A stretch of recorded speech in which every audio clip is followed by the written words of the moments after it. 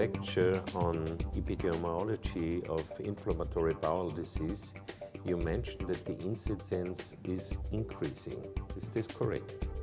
That's correct. In almost every part of the world where this has been studied over the last 40 years, there's been a rising incidence of both Crohn's disease and ulcerative colitis. Next question, what makes the incidence going up?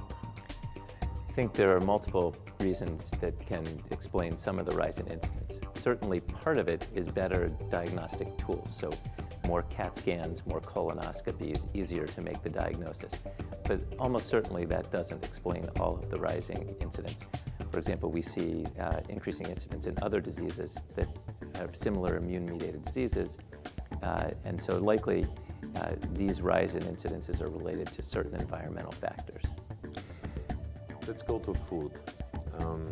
Our dietary habits definitely have changed during the last decades.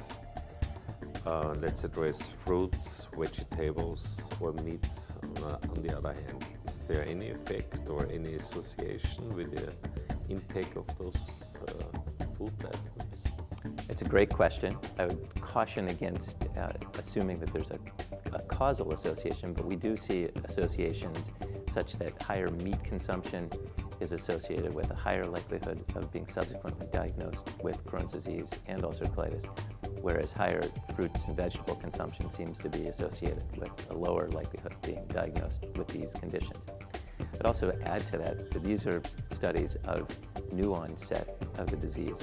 It's a much more complicated question about what's the impact of nutrition on the course of the disease once somebody's been diagnosed. One last question, going back to the epidemiology. There has always been the idea that inflammatory bowel disease doesn't exist in the Asian population. Is this true or not? Well, it's not true. We know that it exists in the Asian population.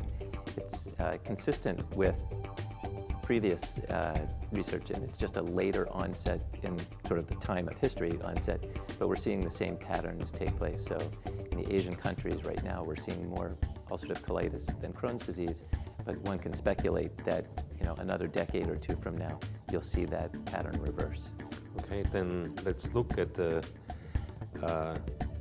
epidemiology of intestinal bowel disease, where all those aspects will be addressed in detail. Thank you.